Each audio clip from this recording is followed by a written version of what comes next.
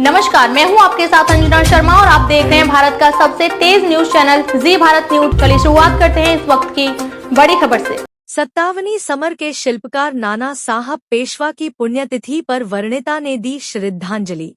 हमीरपुर में आजादी के संघर्ष में रणबांकुरों की प्रासंगिकता के मद्देनजर सुमेरपुर कस्बे में वर्णिता संस्था के तत्वावधान में विमर्श विविधा के अंतर्गत जिनका देश ऋणी है के तहत 57वीं समर के शिल्पकार नाना साहब पेशवा की पुण्यतिथि पर संस्था के अध्यक्ष डॉक्टर भवानीदी ने पुष्पांजलि अर्पित करते हुए कहा कि नाना साहब वास्तव में मां भारती की मुक्ति के लिए संकल्पित थे। उनके योगदान को भुलाया नहीं जा सकता है। इनका जन्म बिठूर में 19 मई 1824 को नारायण भट्ट और गंगाबाई के घर हुआ था। बिठूर में ही नाना साहब ने घुड़सवारी और अस्त्रों शस्त्रों का संचालन सीखा। इनका वास्तविक नाम गोविंद घोड़ूपंत था। ये बाजीराव पेशवा के दत्तक पुत्र थे। गोरों और मराठों के तीसरे युद्ध में मराठों की हार के बाद अंग्रेजों ने बिठूर में कब्जा कर लिया। गोरों ने नाना साहब को दत्तक पुत्र न मानकर उनकी पेंशन भी बंद कर दी।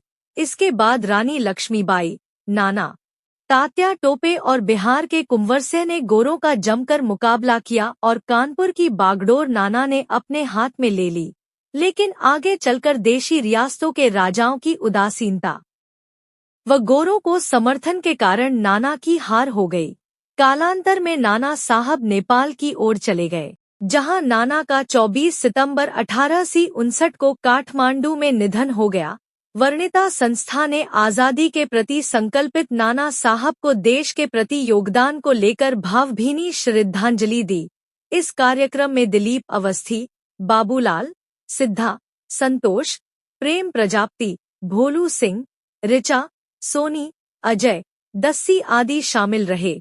हमीरपुर से ब्यूरो चीफ राकेश निगम की रिपोर्ट, जी भारत न्यूज। आज़ादी में भारत के बहुत सारे शूरवीरों ने योगदान प्रदान किया है। एक लंबी फहरिस्त है। तब कहीं जाकर के हम सदियों के संघर्ष के बाद, त्याग, बलिदान, शहादत के बाद आज़ादी को प्राप्त किया है। उन्हीं में से एक नाना साहब पेशवा। बहुत कम उम्र में इनका निधन हुआ। 1857 का संग्राम 57वीं समर के नाम से जाना जाता है। 1857 का पहला संग्राम माना जाता है, पहली लड़ाई मानी जाती है। रानी ने बड़ा योगदान प्रदान किया।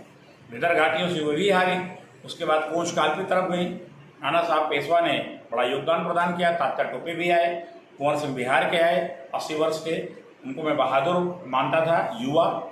इन सब ने सहयोग किया। लेकिन देशी रियासत के शासकों ने बहुत बड़ा छल किया उस समय देश के साथ। गोरों से मिल गए केवल अपने निजी स्वार्थ के लिए कि हमको इतनी ज़मीन मिल जाए, इतनी रियासत मिल जाए, ये मिल जाए। ये सब जो है एक दृष्टिकोण बड़ा संकुचित और बचकाना का था, पनका था। रानी ने और नाना साहब पेशवा ने बड़ी बहादुरी से मुकाबला किया, अंग्रेजों को कई बार पराजित किया।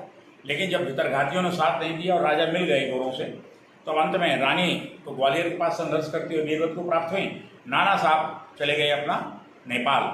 और ऐसी मान्यता है कि 24 सितंबर 1859 को काठमांडू में इनका निधन हो गया। ये बहुत ही बहादुर व्यक्ति थे और महान देशभक्त थे। ऐसे महान देशभक्त को हमारी संस्था उनके चरणों में श्रद्धा सुमन अर्पित करती है। इस वीडियो में बस इतना ही। जल्द मिलते हैं अगली खबर के साथ अगली वीडियो में। तब तक के लिए नमस्कार। यदि आप हमारे चैनल को YouTube के माध्यम से देख रहे हैं तो चैनल को सब्सक्राइब करें, बेल आइकन प्रेस करना ना भूलें। वीडियो को लाइक, कमेंट, शेयर जरूर करें। यदि हमारी वीडियो को आप फेसबुक पर देख रहे हैं तो हमारे फेसबुक पेज को फॉलो जरूर करें। अगली वीडियो देखने के लिए आप देखते रहें जी भारत न्यूज चैनल को देखने के लिए आपका बहुत बहुत धन्यवाद।